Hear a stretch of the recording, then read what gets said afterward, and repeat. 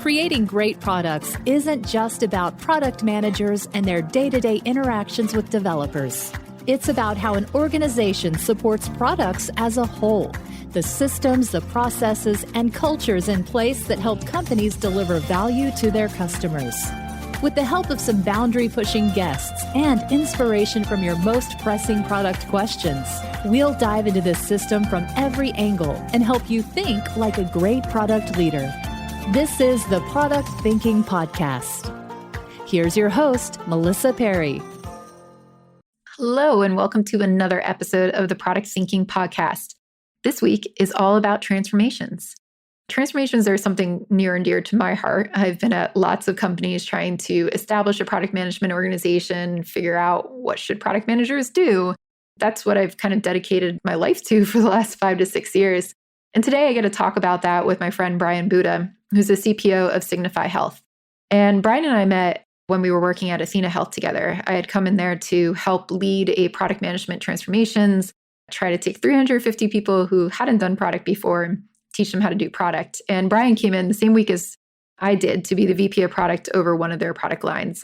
And I'm so excited for him to share what he learned doing these different transformations with you and how he comes in and approaches it from an inside perspective, whereas my perspective is the outside consultant, because I think there's a lot to learn. And I really love his approach and how he gets everybody on his side to get the product organization to where it needs to be. So listen closely to what Brian's got to say. Hey, Brian, thanks for being on the podcast today. Thanks, Melissa. I'm happy to be here. So we've known each other for quite a few years. We met when I first came into Athena Health to help lead the product management transformation there. It was like your first week too, right? My first week, I think, was your first week. So Yeah. We both walked in and looked around and we're like, oh man, there's a lot of work to do here. So it was nice to have somebody else looking left and right here that was helping to try to change things. So yeah, I thought that was great. So you came in and you led the collector product, so VP of product there. Took over that team, had a couple of directors of product reporting into you, had a bunch of other product managers. And I'm excited to talk to you today because we're going to talk about transformations and what it's like to transform a product management team. So can you give everybody a little bit of background? How'd you end up at Athena Health before that? And what do you do now?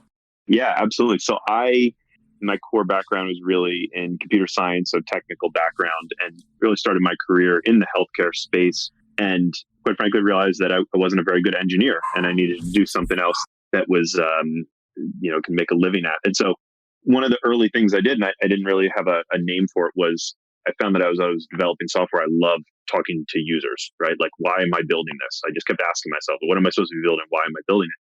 And I found that I loved talking to our users and figuring that out. And, through a series of events, ended up realizing that, that's a big thing of what people call product management and kind of putting a name to it in the industry. Spent about 10 years in healthcare startups, got a little burnt out on healthcare itself. And so I actually went the other way from a healthcare startup to a non-healthcare behemoth organization and went to EMC and spent about 5 years there working closely on, kind of new product development, and did that. Found that, I was missing healthcare and found my way to Athena, where we ran into each other and started working together, and spent a number of years there running the collector product, the revenue cycle product. And then most recently, about 2 years ago, transitioned to the company I'm at today, Signify Health, and really just kind of fell in love with the mission of the company, where we were going, and kind of the bold vision of changing the way that healthcare is both delivered and paid for, and really trying to drive towards that. And, found myself, I think we're going to talk about this a little bit, but found myself in a situation kind of coming into this company where it wasn't too dissimilar from what we kind of experienced, which is the core question of everyone kind of looking around and going, what is product management? Why do we need it? What do we do with it? What does that even mean? And helping to try to come in and think a little bit about the kind of core transformation, and not transformation for transformation's sake, but transformation to really drive the business forward and to achieve the goals that we wanted to achieve as a company. So a little bit about me, and at Signify now, loving it. And we actually just IPO'd a couple weeks ago. That was a fun experience, and it's all uphill from here in terms of effort and hopefully in terms of the company as it grows. So yeah. Awesome. Yeah, the IPO is very exciting. When you told me, you were like, oh, go look online right now. Like, we just IPO'd. I was like, yes, this is so cool. Especially because I had worked with you guys a little bit. So it's nice to see companies that I've worked with be very successful and go on to do great things. So lots of fun stuff happening at Signify too. I think what you guys are doing is great. But we're here to start talking about was to actually transform the product team, right? So both in Athena and in Signify, this is the second company you walked into, was head of product, took over your whole team and really turned it around. And I have to say, for the people who are listening, Brian is awesome at this. I've watched him come in Athena Health. His team was amazing. They were just like running like a well-oiled machine. He like just took charge and helped grow a lot of people as well who've never been product managers before into awesome product people. So you even work with one of them right now who's now a director of product, and she was kind of an associate product manager before, but she's killing it. And I love that. I love how you can come into organizations and kind of look around and start from scratch and just really, really build them up. So to set the scene for those of you listening, where we met at Athena, when I came in, they had just gone through this big agile transformation. It was 5,000 people across the organization. We had something like 360 product teams, 360 product managers, most of who never did that before. And I was brought in to help establish, like, what is product management? What should these people do? And Brian was brought in to oversee Collector and help get that team up and running. So when you walked into Athena, Brian, like, what was your impression of it? What would you say was the state of the team? Yeah. It's an interesting question. The thing about kind of walking into Athena and, still know a number of people there, and it is a great company, is a really great company with a great mission. One of the things that attracted me, and this is something I think everybody should be looking at is the people, right? I think the first thing I recognized was that there were a lot of really smart, really passionate people, right? And I think of that as really the core foundation, especially thinking about, in general, any job you should be taking, you should be looking at that. But if you're looking at a company in a position where you're going to be talking about transformation, the raw materials of transformation really have to be passionate, smart people who want to do better, who are willing to learn, and that kind of culture of, kind of teaching, learning, and being willing to say, how do we do better on a regular basis? So that was kind of the first thing I noticed when I walked in, was a lot of really smart, really talented, really passionate people, and great organization with a great mission. And then I think the next thing at a macro level that I noticed was just everyone was working really hard. And I don't say that in a bad way, right? But everybody was working very hard, but everybody wasn't really sure they were working on the right thing. And often when I asked people my favorite question, which is, why are you doing that? They didn't have great answers, which is fine, pretty typical. But I think that's the first thing I noticed was, like, there's a lot of great people, awesome company, great talent, everybody working very hard. Nobody really knows why they're working on what they're working on. And that was kind of the first thing to me that was like, oh, okay, cool. This is something we need to start to figure out. Does that make sense? Yeah, that's something that I noticed right away too. I actually think it stemmed from this conversation I was having with one of the other VPs of product. And I think also Kyle, the chief product officer, he was like, why are we not kind of releasing things fast enough? And when we dug into it, it actually turned out that we kept changing goals and everybody was not sure what they should be working on. So we changed the different things that they were working on, and we changed the projects around, or we changed the teams around, and we kept changing things, or they kept changing things so much that nobody could actually produce anything. And that's like something that I do in the organizations too. When I first come in, is just be like, why are you working on this? And there was no consistent story, but I think that was one of the things that you pulled together for the team and that we did as an organization there too, was start to tell that story. How do you think about what should Collector be, or how to set that strategy? You just walked into this organization trying to get up to speed with it. Like, what did you do to look around and figure out, how do we pull this strategy together, or what's needed here? I think the first thing on that for people to know is that, especially when you walk into an organization, probably not the first thing to do, right, is to, set strategy. And it sounds a little bit weird, but it takes a little bit, right? I mean, you're going to have first impressions. There's going to be some low-hanging fruit. We'll talk about that a little bit, about kind of low-hanging fruit of where do you start? How do you get wins? Things like that.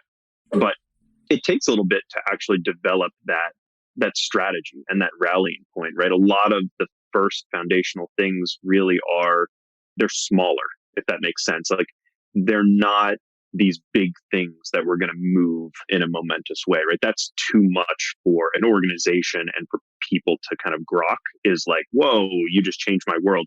And so I think, we'll kind of talk about the kind of a little bit more of the tactical stuff, but ultimately I think from a vision standpoint and kind of the goal of where you want to get to is what I always say is, be bold, right? Like what people by your employees and people by, when I say people, I mean your employees and your customers they want a bold vision.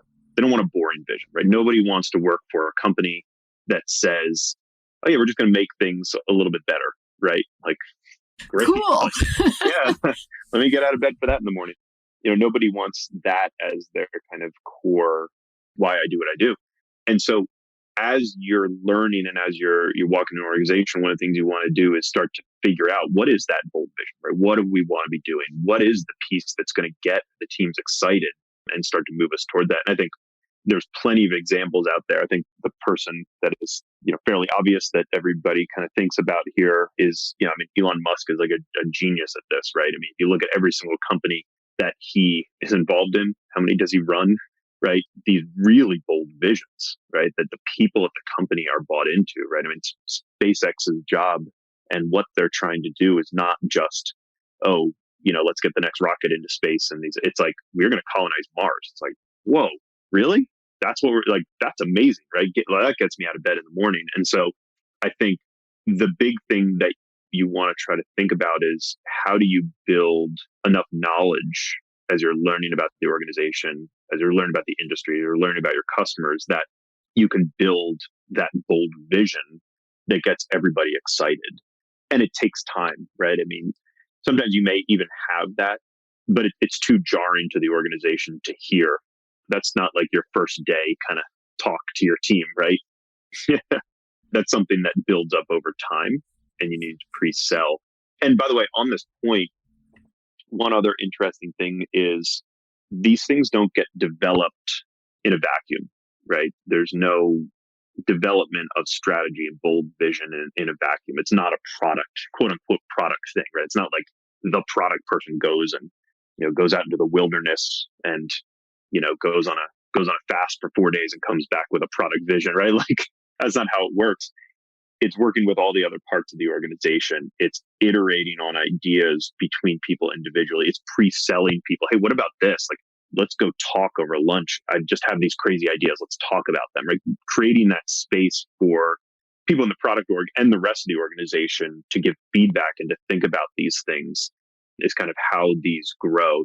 They're rarely the sweat lodge vision moment where you just kind of come out and figure it all out and inspire everybody, Yeah, it definitely takes time. I think it took us maybe, even 6 months after I was at Athena, that's when we first started to talk about changing the strategy. Because I think you're right. There's other things that we need to do before we can just jump in. Like, could you imagine walking in there on day one and telling all these people who had worked there for 20 years, like, whatever you're doing is wrong. We're changing our strategy. We're going in this other direction.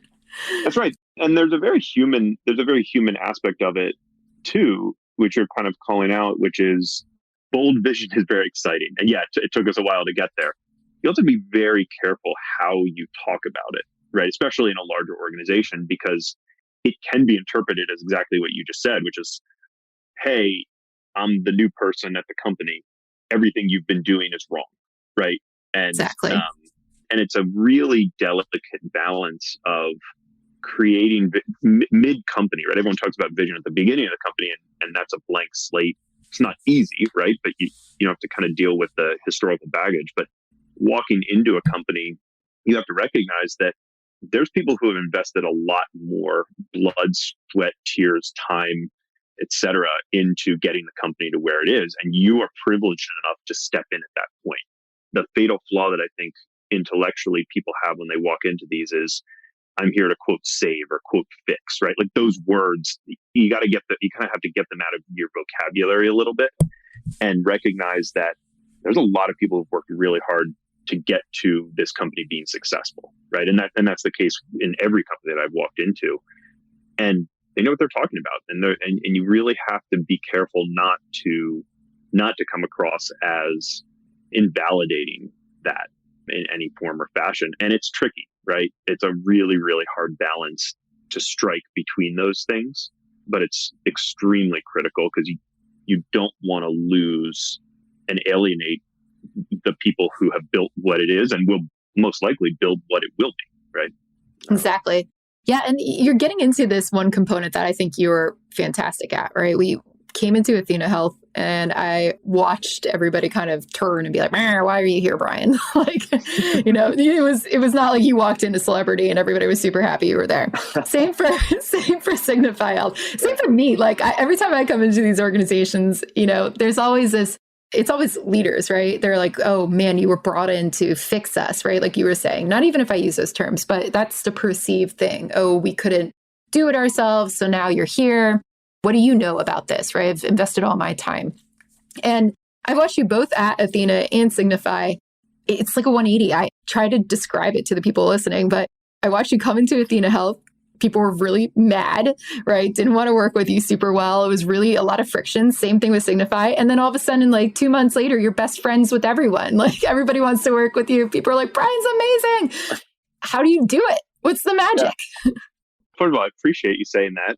Yeah, I appreciate you saying that. I don't know if people actually want to work with me, but I'll take it. Hey, they do, trust me. Yeah, look, I think, and this is something that I really believe, and by the way, again, appreciate all of that. I've made more mistakes in coming into an organization than people probably do in their entire career. So I could sit here and tell stories and we'll get into a couple of where I messed up and had to kind of fix things. So I've certainly messed up plenty and bigly. But I think when I come into the org, and I think what you're talking about is kind of people and or organization that either doesn't understand or are threatened, and how do you kind of get people there, right? And I think there's a couple things that I always think about. One is, look, when you take the job, there has to be some level of support for product in general, right? And there has to be some sort of alignment there. And, I think your boss, whether that's a CEO or, CPO or CTO, whoever you're going to end up reporting to, are they on the same page, right? Like, and it doesn't need to be 100%. We all disagree on nuances of product, but in general, are they supportive, right? You can't walk in and be on an island. There's a couple pieces that I try to undertake when I go in. I mean, the first is kind of proving through results and actions, not words, right? There's an aspect which, and by the way, I think this helps. I kind of harken back to my 10 years in startups, right? I tell people, like, if you want to learn how to do everything in a company, go to a startup, right? I mean, I, out of college, opened an office, re-architected a product, racked a server, cleaned a bathroom, had to figure out how to get a BJ's membership on my corporate card to go get Diet Cokes, right? Like, startups are so like that. And you just kind of learn how to do everything. And I think that builds some muscle memory of doing versus talking, right? I think it's not for everybody, but for me, that kind of built that muscle memory and that DNA of doing. And I think the worst thing to do is come in and talk and not do, first of all. Yeah, that's where I see a lot of leaders go wrong as well. And those are the things where they get kicked out of their positions, right? They come in, they talk a lot about what they're going to do, but they never actually do it. They don't put plans into action. They don't put plans into motion.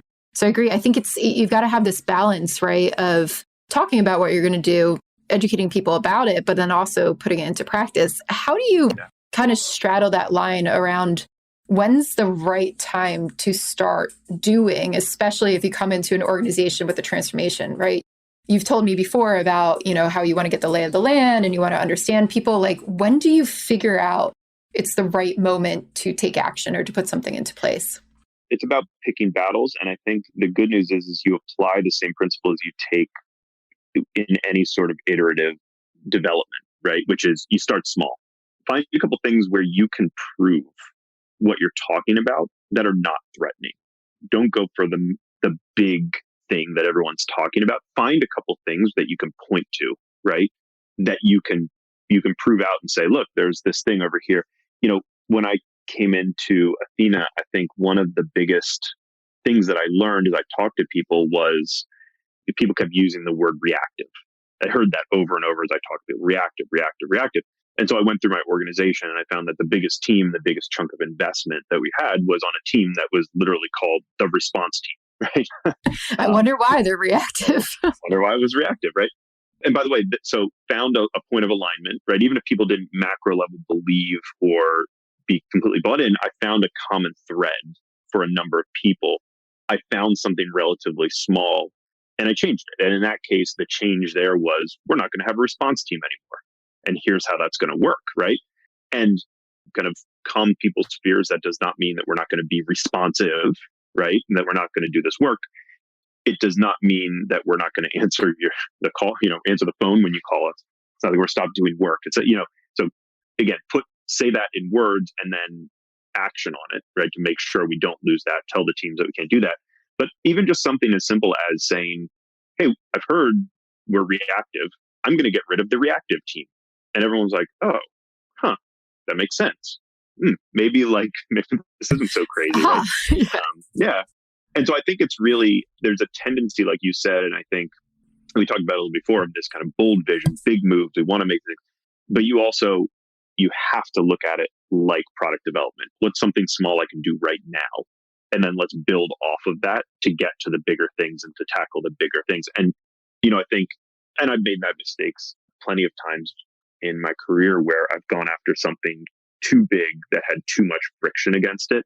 And it's just not helpful, right? And it doesn't work. And you end up in this kind of death spiral of people pointing to it and saying it doesn't work. And it's the opposite if you can find something that's small. And so I typically try to find 2 or 3 things to glom onto that I can fix relatively easy, that are not contentious, but that can prove what I'm saying. And I can prove that product, done correctly does deliver value.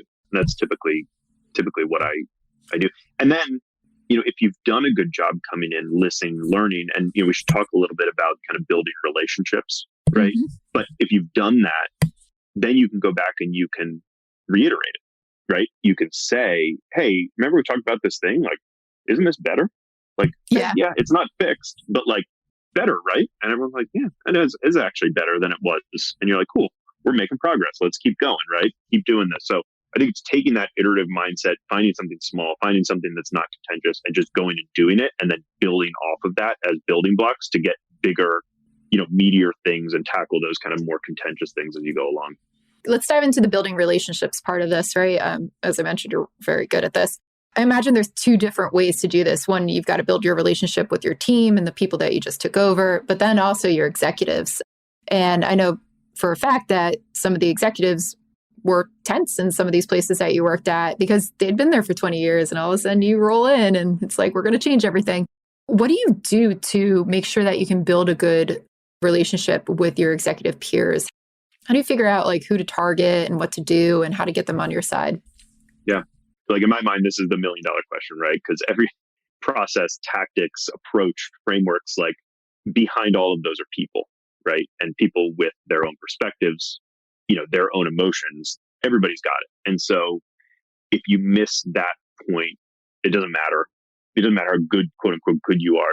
You're not going to get very far, right? You might get a certain note. I think there's a couple things that I like to think about. One is when we talk about building relationships, it's time, right? And to a certain extent, it's more tiring physically and mentally to build relationships than it is to just go do, right?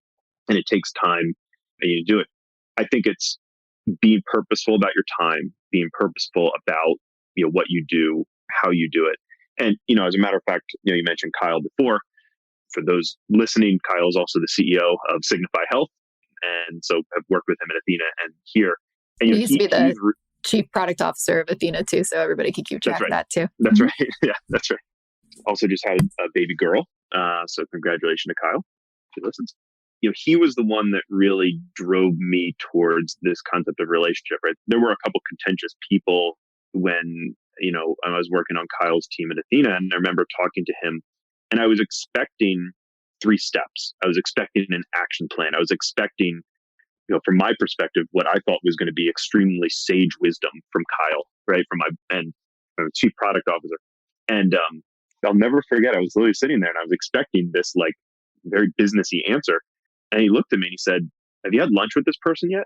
And I was like, what are you talking about, lunch with this person? Right? Come on. And we had a really good conversation about that. And now looking back on it and kind of going through this, I realized that his point was you're never going to be able to work with someone if you don't understand them. You don't need to be their best friend. You don't need to be, forever soulmates or, whatever is the next thing after friends. But you need to understand each other, right? Because it's going to be really hard to understand why they're opposed to this if you don't understand the person themselves. And so it's about taking time, things like that. And then I think there's two other concepts. One is, I keep saying listen, right? Listen and take feedback, right? You have to listen and listen, not just what they're saying, but what the person's not saying. Ask about, I also like to talk about, origin stories of things at companies, right? Everything started somewhere. And I love to find the people who know where these things started and just ask them, like, tell me about, were you here when that happened? Like, how did this even come about? And you find out so much history, so much of the person's perspective on that thing that they either are protective of, whether it's a process or a product or what technology, whatever it is. You find out so much about why they're passionate about it, defensive about it, things like that, that you can go, oh, okay, your comments or your objections or whatever are actually making sense to me now. I get it. It's because this is your baby, right? Like when I come in and I say, hey, we really need to look at, this new web framework. I totally missed the fact that you invested 5 years of your life building our existing web framework. And this is literally your baby. And I just told you your baby's ugly. Like, okay. Best way to make friends. Yeah, best way to make friends, right? So I think that's the first one. And then I think the second one, and it was interesting because this actually happened at Athena physically. I'll talk about this more metaphorically, but it actually happened at Athena physically because, as you know, in the offices, there was a lot of soft seating around. There were a lot of couches and things like that. But I literally call this sitting on the couch with the person. And it's literally like, imagine yourself, instead of being across from them with a issue in between, like literally get up and go sit on the couch with them, right? Like, why are they thinking this way? Like, what's going on? So it was interesting, the person that you and I worked with at Athena, that I don't think I got off onto a great foot with this person based on some of the things I said. Again, I make a lot of mistakes. And this person talked to me, and I'll never forget, we were in one of the hallways and there was literally a couch there, and we sat down on the couch, like physically facing the same way. And it was like this really nice kind of physical manifestation of like what I was trying to do, which is like, yeah, let me sit here with you. Because by the way, we actually have the exact same goals and we're trying to do the same thing. We both see the same problem. And so show me it from your way. Just show me what you're thinking about. I'll show it. Like, it doesn't mean we need to agree, but like literally, it was just really nice that we actually sat on a couch together and kind of talked about it that way. So I think that's the other thing, is just you have to understand people, and you've got to understand both where they are professionally as at some level where they are personally. And that'll help to inform a lot of what words you use, how hard you push, and getting people on quote unquote your side, which typically is really just the same side as you anyway, looking at the same issue and trying to resolve it. Yeah. And that really builds trust with everybody over time, right? We always talk about building trust in product management and how do we get people to be influenced by the things that we want. And I think it really starts from, what you're talking about, which is building the relationship with the person, understanding who they are. When I go in for transformations as well, I always like to figure out how everybody's being judged for success. So I always ask everybody, like, what's your goal? I did find out at Athena Health, like prior to me starting and you coming in, there were a lot of people who had goals that were just ship this thing by December. And that's all they needed to do. They actually told me, they were like, well, we ship everything in December to hit our goals and get our bonuses. And then January, we fix it. And I was like, that sounds efficient. And yeah, it was like, wow, okay. I guess that explains a lot. But, once we figured that out, we could fix it. And because we went and figured out where everybody was coming from, we could be like, well, this is what's causing the issues, right? These are the goals that people are being measured by. But it's not until you have those conversations and actually talk through it and understand that person and why they're reacting that you understand how to bring them onto your side or to influence them or get your things into place, which I think is important. You reminded me of one other thing here, which is make other people successful. It sounds relatively simple, and people typically think about this as, my job is to make my boss successful, right? People always say it's like, oh, I want to make my boss look good, right? Like they've got goals and my goals tier up. And so cool, I'm going to achieve my goal so that his or her goal can be achieved. I mean, it's not a terrible concept, but when you talk to people, it's their goals and also what do you need? What is success for you, right? Like, I love that you said that, because it is, man, if you can help somebody or make them successful, and by the way, they get credit for it, I don't know what builds trust more than that. And the next time you say, hey, let's try this or something like that, it's like, you helped me last time, and why would you not help me this time? And I think that gets lost a little bit, right? I think, especially in the executive ranks, I think it's pervasive throughout organizations, but certainly at the executive ranks, I think there'd be a tendency for it to be a competition, right? Yeah. Typically, for sure, relatively competitive people end up as executives as a gross overgeneralization. Not always the case, but so you now have this group of highly committed people, and the myth there is that there's a pie that needs to be divided, right? You've got to get your piece versus how do we all make the pie bigger, right? The reality is not that there's a piece of pie and you got to get your biggest piece. The reality is that there's probably a pie for everybody.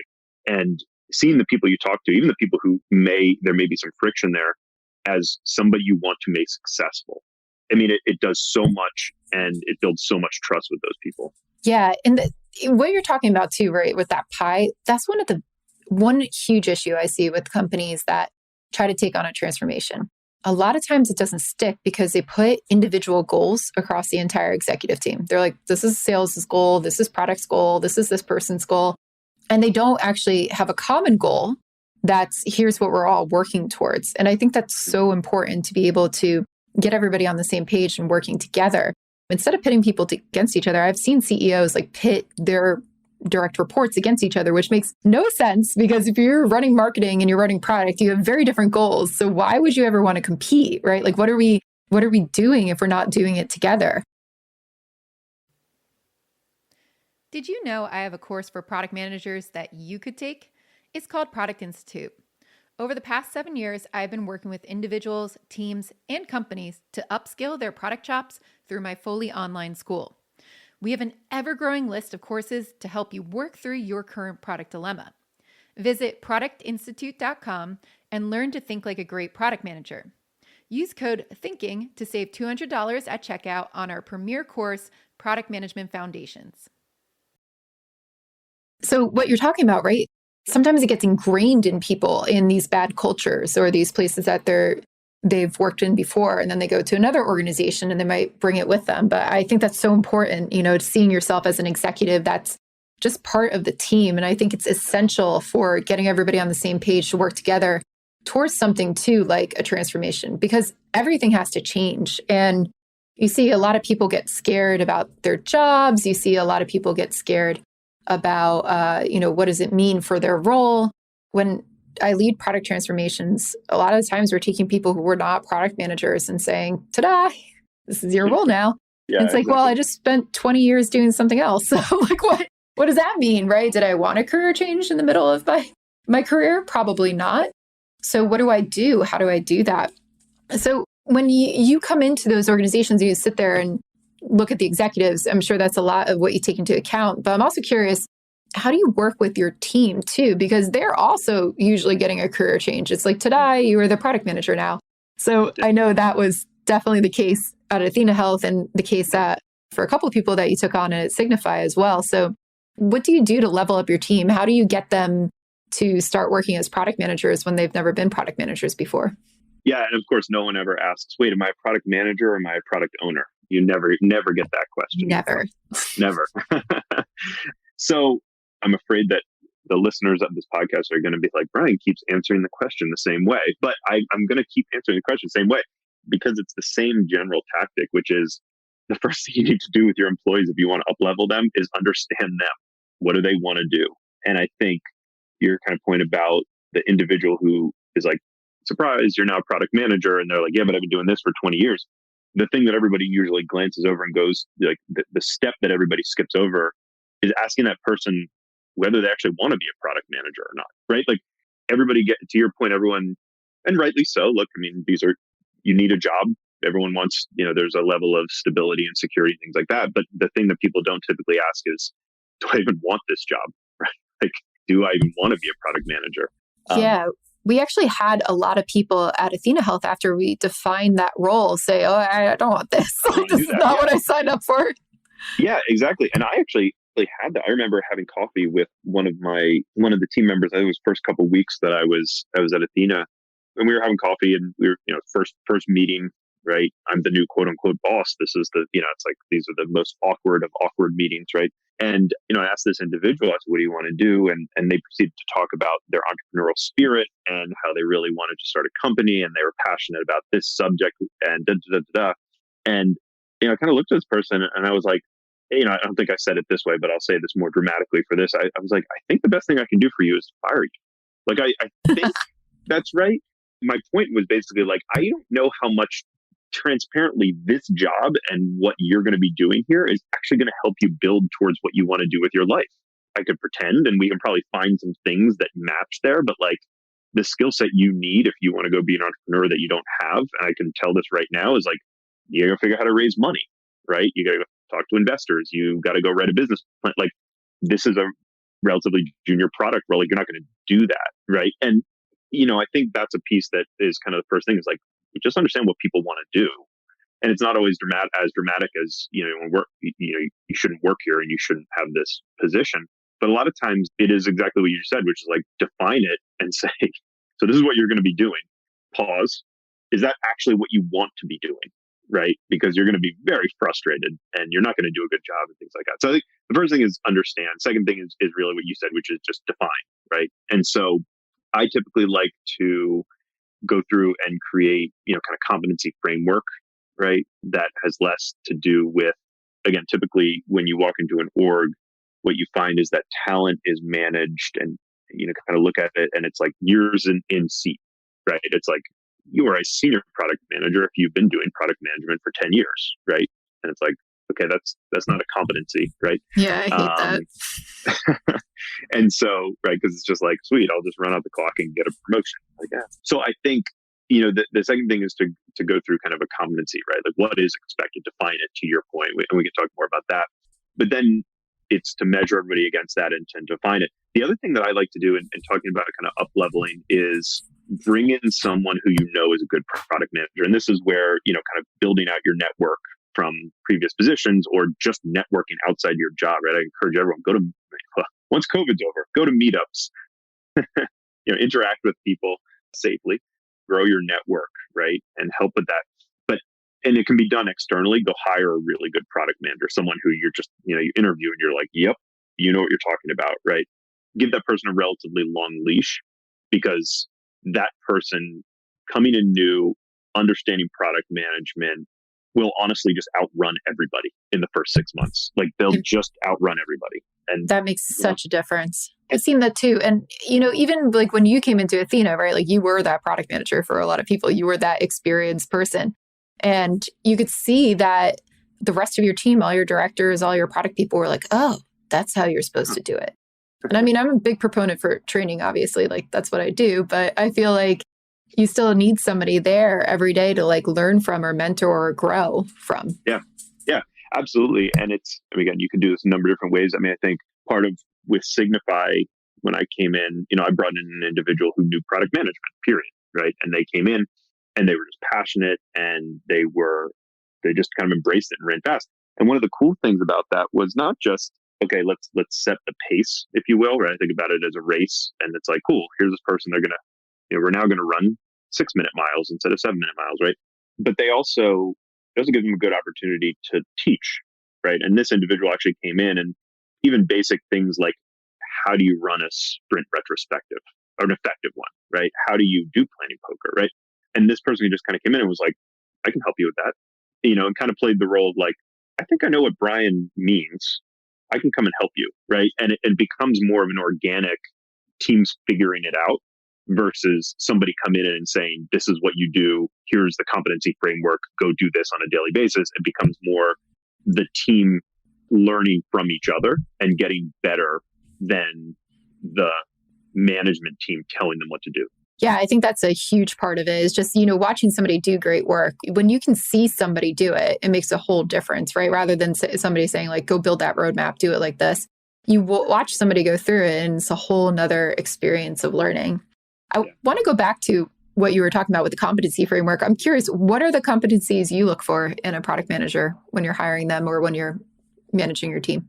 Yeah, it's a good question. I'll start with where people get caught up, and I'll give my opinion here.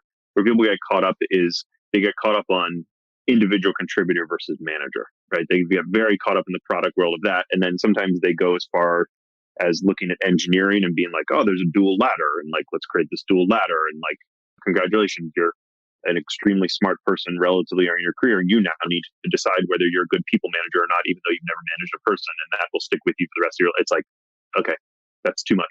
So what I try to think of is like product competencies.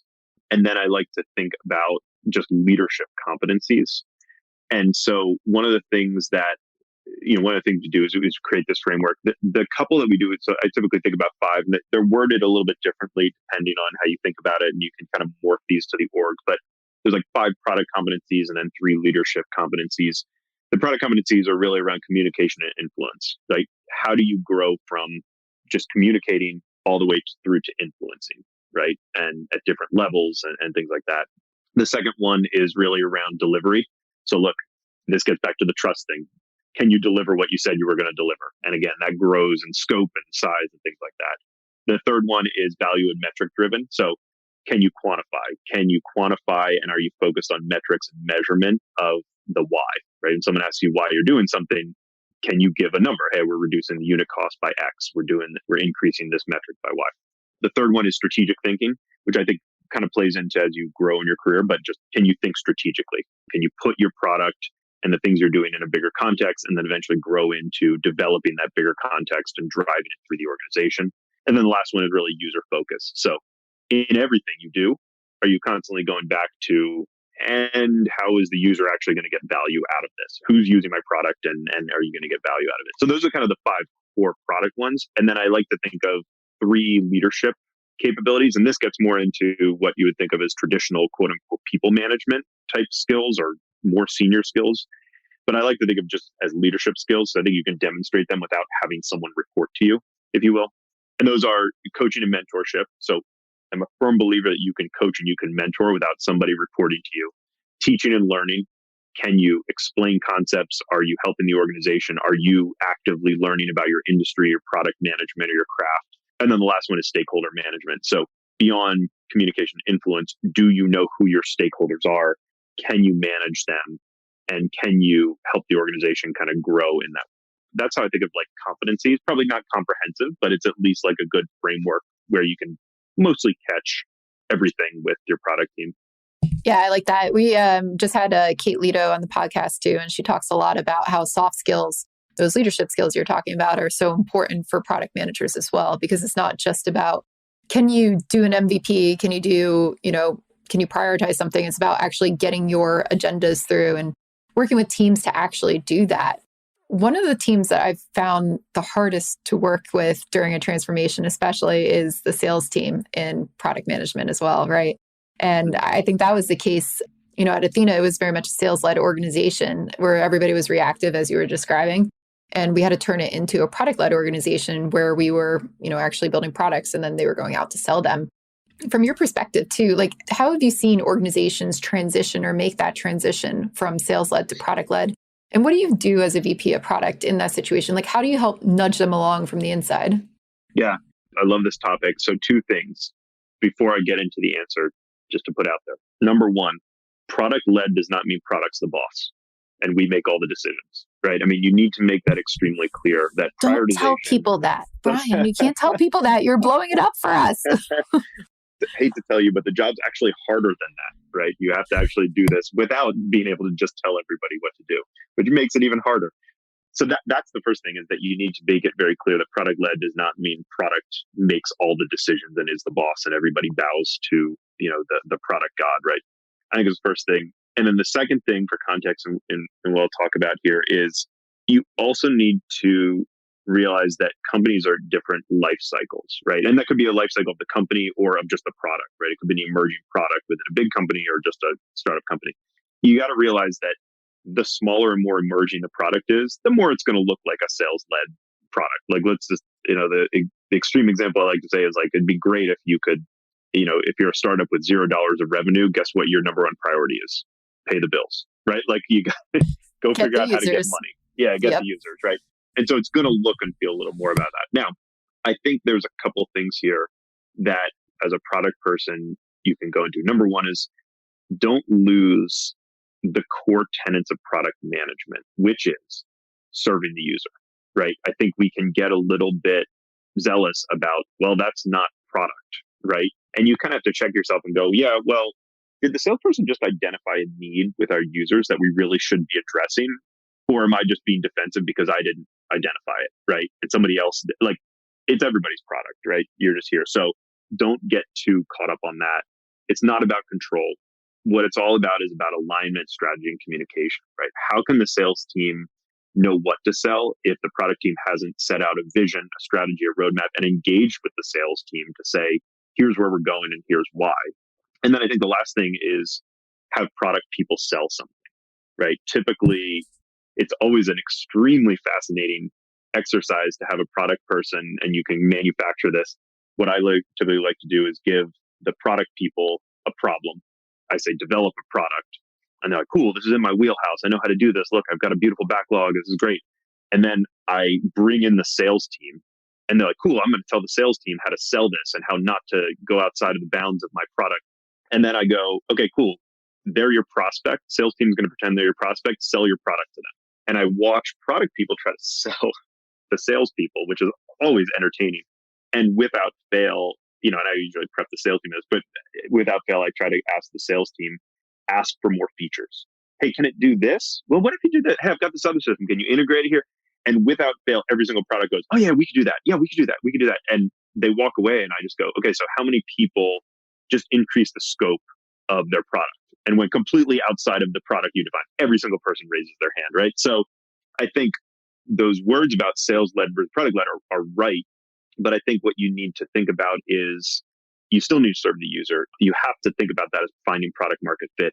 If the sales team is going way outside of your product definition, do you really understand the market? Is your product right? Do you really have product market fit, right? And if you do, have you communicated that to the sales team? And then I think just remembering product-led versus product-led does not mean you make all the decisions and you say yes or no. It really is about alignment, strategy, and communication. So are you focusing there? Are you working with the sales team to get a product that actually is saleable is kind of the way I think about it. Yeah. And you bring up a good point about like, is your product actually right? Or is the market right? Did you define it right? If you're not selling, I see that a lot when we're promising too many things or we have a difficult product that is to deliver. Often it's not aligned to the strategy or we don't have a strategy, right? I watched some promises be made to large customers who were actually not our target customer where we wanted to, go into in the future just to try to, get a proof point in there or make them happy. And then when we're struggling to actually build that product, we go, why, right? Like, why are we stopping everything to do this? Yeah. So I think that's the key part, like between sales-led and product-led too. It's not just whatever can we sell, we'll build. It's more like, how do we start from a strategy and grow from that? Yeah. And again, I mean, not to continue to come back to my core tenet here and sound like a broken record. If you haven't built the relationship with the sales team and the sales leader, again, there's no trust there, right? So it's like, well, why would I ask the product person? They're just going to block my sale. And by the way, that's how I make my money is commission, right? And, it's like, you have to go build that trust. You got to build that relationship. And as a sales leader, as a product leader, sometimes you do make that decision to say, look, this isn't a big deal. Technically, we shouldn't do it, but like, it's really not that big of a deal. Fine, put that in the contract. Like, we'll go do it because it's just building that trust. And again, you got to be smart about that, but it's not the worst thing in the world. A, to build trust internally. B, because look, like, as I tell every salesperson, like, I know I'm a product person, but I like revenue too. Like, I like money. I love it when we make sales. We're on the same page here, right? Yeah. What you just said too, I think is a hard concept, especially for junior product managers to get through their head. And people who want to like get into product leadership, positions. I have this conversation with people a lot.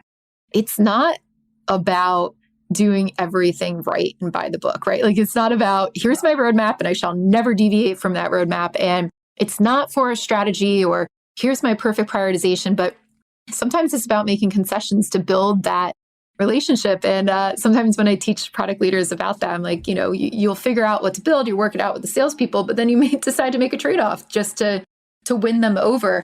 People's faces drop and they're like, oh, but we're supposed to be product-led. What are you talking about? That's sales-led. But my backlog was so beautiful before all these people who want to make money on it came around. It's like, yeah. Oh, yeah. And I think we get over that when we realize, like, you know, what we were talking about before, you're all working towards a common goal. And sometimes building that relationship and making that concession, especially if it's a tiny concession now versus being in a huge argument when, you know, the rubber hits the road, is going to be so much more effective. Yeah. I've spent plenty of time building new, and especially this is certainly in emerging products, right? Like this comes up, but even in more mature products, look, the reality is big customers demand more, right? And you always bend a little bit more to big customers, and that's okay, right? That doesn't mean you're failing as a product person because you said yes, right? The key thing that you need to be careful of, and the key thing that you need to be aware of is, number one, when you make those concessions, are you confident you're working with your engineering leaders typically on a way to implement that, which is not, you know, creating sprawl or creating major maintenance problems in the future? Or if it is, make sure that throw that on your backlog, right? Let's go clean that up someday. And then the second thing is keeping an inventory of that on an ongoing basis, because it can get out of control. And there are points in my career where I have said, okay, no more. It's almost gotten a little bit too easy to build bespoke things. And in those scenarios, I've kind of just said, again, like, I'm not saying no, period. I'm just saying I'm literally going to be the bottleneck to every single one. And I'm going to look at and again, you got to do the work, and it's a pain. And yep, I kind of put myself in the middle there, but I'm going to look at every single one. I'm going to say yes or no to every single one, or not now, right? And I'm going to work with the sales team. And you're like, and, you know, in situations like that, the interesting dynamic that I've seen is, you know, this is the same concept. I forget the book. The same concept of, like, if you want to stop using an app on your phone, like, move it a couple screens over, and just that much friction causes you to be like, I don't want to go a couple screens over. Yeah. Is that near IL's book on habits? Yes, exactly.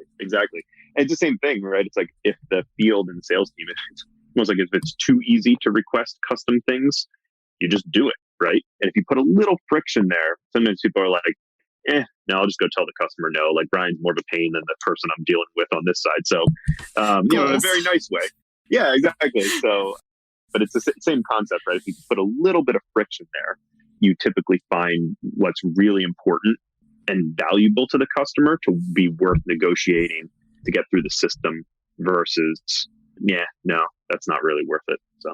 Yeah, that's gotta be a big mind shift though for a lot of people who are not used to that. Like, so you come into these organizations, right? And in a transformation, and it's like, oh, all of a sudden we're going to put a lot of friction here. Like, how do you handle that backlash at the beginning?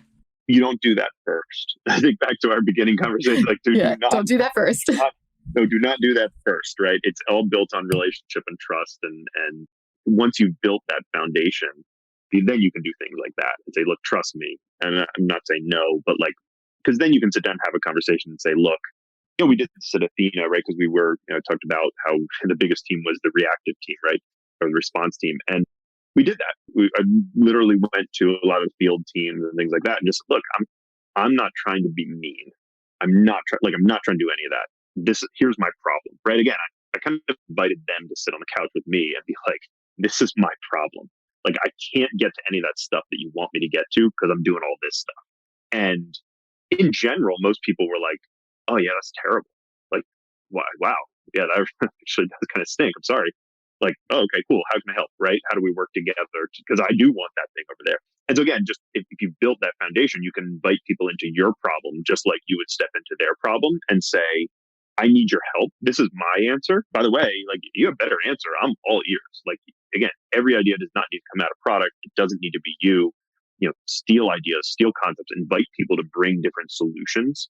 Great, give them credit for it, but like, remember that your job in the organization is the same thing as your product's job to your customer, which is to solve problems and to deliver value, right? And so whether that comes through your idea, somebody else's idea, your process, somebody else's like, keep your eye on what your actual goal is within the organization, and make sure you're kind of constantly checking yourself to make sure that you're focused on that. I think that's great advice for anybody who's trying to approach a transformation like this.